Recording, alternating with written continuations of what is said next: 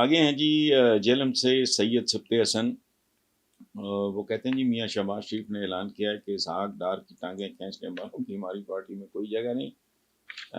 صاف ظاہر ہے یہ بات انہوں نے مفتاح اسماعیل اور شاہد خاقان عباسی کے حوالے سے کی ہے۔ اگر اختلاف رائے پہ اتنے سینئر رہنماؤں کے ساتھ یہ ہو سکتا ہے تو عام کارکن کس شمار قطار میں ہوتے ہوں گے؟ کیا نون لیگ کو ایک عوامی اور جمہوری جماعت کہا جا سکتا ہے؟ سید سبت حسن صاحب، خدا کا واسطہ 32 سال ہو گئے مجھے کالم لکھتے ہوئے، ڈھیر کتابوں کا ہے، میرے کالموں کا مجموعہ کو 12-13 کے قریب ہے۔ ڈے ون سے میں کہہ رہا ہوں، میں یاد رکھیں میں بے نظیر بھٹو مرحومہ اور نواز شریف کو کے بارے میں کہا کرتا تھا ایک کھڈا ہے ایک کھائی ہے، ایک چھرا ہے ایک چھری ہے، ان میں صرف جینڈر کا فرق ہے، یا زیادہ یہ فرق ہے کہ ایک شہری بابو ایک فیوڈل بیک گراؤنڈ کی ہے، ایک جو ہے وہ دستکار ٹائپ ہے، ہاتھ سے کام کم کر کے آگے آنے والے، اس کے بعد جب سیاست میں ہے تو سر میں لکھ لوں گئی، اور تو ان کا کیا ہونا ہے؟ ان کے لیے فیول، جیسے آپ پیٹرول ڈلواتے ہو گاڑی میں یا جہاز میں یا موٹر سائیکل میں، جس کے پاس جو بھی ہے، تو عام کارکن تو ان کا فیول ہوتا ہے، اس کو ہڈی بوٹی کبھی کبھی جو بڑے امپورٹنٹ کارکن ہوتے ہیں ان کو ڈال ڈول دیتے ہیں، وہ سائیکل سٹینڈ کا وہ ٹھیکہ دے دیا،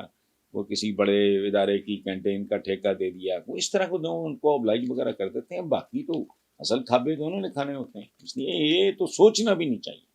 کہ یہ عوامی اور جمہوری، اور خدا کا خوف کریں، پورا خاندان جوتوں سمیت چڑھا ہوا ہے، کہیں سمدھی تک تو چھوڑے نہیں انہوں نے، بھائی ہیں، آگے ان کی اولادیں ہیں، پھر سمدھی ہیں، اور آپ کو یہ نہیں پتا کہ اور کتنے رشتہ دار ہیں ان کے، جو M N A M P A level کے، شیر علی خاندان سارا وہ بھی ان کا، تو اس لیے چھوڑیں یہ عوامی جمہوری وغیرہ، سوال ہی نہیں پیدا ہوتا، یہ فارچون ہنٹرز ہیں۔ نیکسٹ ہے جی احمد حسین لاہور سے، وہ کہتے ہیں جی 2 روز قبل یونان میں کشتی ڈوبنے کا ایک واقعہ حادثہ ہوا، سینکڑوں پاکستانی ڈوب کے جہاں بخش، صاحب ظاہر ہے کہ ملک کے حالات سے یہ نوجوان روز کے اندر جاتے ہیں، کیا اس واقعے پر پاکستانی سیاستدانوں کو شرم سے ڈوب نہیں مرنا چاہیے؟ وہ میں شرم سے ڈوب مرنا، اس کے لیے تو شرم ضروری ہے بھائی، تو جاتے ہیں اس لیے کہ یہ ریاست یہ ان کا خیال نہیں رکھ سکتی، ان کو 2 وقت کی روٹی نہیں دے سکتی۔ پہلی بات تو یہ کہ ریاست کی مکمل طور پہ ناکامی ہے، جیسے کہتے ہیں نا فیلڈ اسٹیٹ، اور کیا ہونا ہے؟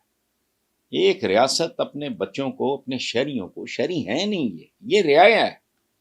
وہ 2 وقت کی اگر روٹی نہیں دے سکتے، ان کے بچوں کو بیسک تعلیم نہیں دے سکتے، ان کو ہنر نہیں سکھا سکتے، تو پھر لعنت ہے، ہر شے پہ ہی لعنت ہے۔ تو یہ بات آپ کی ٹھیک ہے، کچھ ان کا اپنا قصور ہے، دیکھو جو جاتا ہے وہ کوئی 40-50-60 لاکھ کا ماں کا زیور بیچے گا، باپ کی کوئی 2 کلے 4 کلے زمین بیچے گا، وہ 50-60 لاکھ سے اگر محنتی ہے اور احساس کمتری کا شکار نہیں ہے، آج بھی پاکستان میں گنجائش ہے، میرا دعویٰ۔ چھوٹی چھوٹی باتیں کیوں نہیں وہ لگاتا، ایک ٹھیلا یا ایک کھوکھا باقاعدہ جگہ شگہ لے کے، یہ وہ سارا صبح اٹھے 3 بجے جائے منڈی، لائے سامان کیلکولیٹ کر کے، جس کا دل کرتا ہے آئے، میں اسے سمجھا دیتا ہوں، اس کے ساتھ 10 دن لگاتار جا کے منڈی سارا کام کروا دیتا ہوں، دیکھتا ہوں میں کیا نہیں ہوتا، لیکن نہیں۔ پھر ایک اور وجہ ہے ہمارے ریٹ ریس، مقابلہ ہے، یعنی اچھا فلاں دا ماما تو فلاں دا چاچے زاد گیا، تو فلاں دا تایا زاد گیا، تو فلاں دا پھوپھی زاد گیا، تو بھی جا تو وغیرہ، اس طرح کی باتیں ملی جلی بات ہے، لیکن بنیادی طور پہ یہ مکمل ناکامی ہے ریاست کی، جو اپنے شہریوں کی، چونکہ شہری ہیں ہی نہیں، یہ تو رعایا ہیں، یہ تو کمی ہے ان کے، تو ان کی ویلفیئر کیا ہونا ہے؟ جس دن اس ملک کا جو حکمران ہے اس کا عوام جو ہے وہ کمیوں کی بجائے اس کے وہ بن جائیں گے، شہری بن جائیں گے، رعایا نہیں رہیں گے، تو کہانی اور ہو جائے گی۔ لیکن یہ تو ڈوب مرنا، پتہ نہیں ہے، پرچم سرنگوں، پرچم کہاں یار سرنگوں، فراڈ، اس پرچم کے سائے تلے ہم ایک ہیں، یعنی مریم بھی ایک ہے، اور ماسی برکتیں بھی ایک ہے، بلاول بھی ایک ہے، بابو محمدین فاقے کاٹتا وہ بھی ایک ہے، کیا فراڈ ہے یہ؟ پرچم سرنگوں اور پتہ نہیں سوگ منایا جائے. سوگ منانے پہ کیا لگتا ہے؟ تم نے تو اسی طرح خدیں پاڑنی ہیں اور اپنا چرخے اڑانے ہیں، دیسی چکنی ہو، سارا تمہارا تو کام ٹھیک ہے. تم کیا سوگ لوگوں کو اور بیوقوف بنا رہے ہیں؟ پرچم سرنگوں اور فلانا، یہ وہی پرچم ہے نا جس کے بارے میں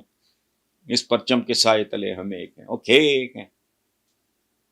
کہاں جاتی عمریں ہیں، کہاں رہنے کو جگہ ہی نہیں، یعنی سرے سے ایک امرلہ بھی نہیں. کہاں ایون فیلڈ انگلینڈ میں کھربوں روپے کی جائیدادیں ہیں. وہ پائرٹس آف پتہ نہیں کیا، وہ لکھ لے کے وہ گورا بھی پاگل ہو گیا. لیکن ہم تو بڑے ڈھیٹ اور بے شرم لوگ ہیں، پھر ان کے بارے میں سوچتے ہیں.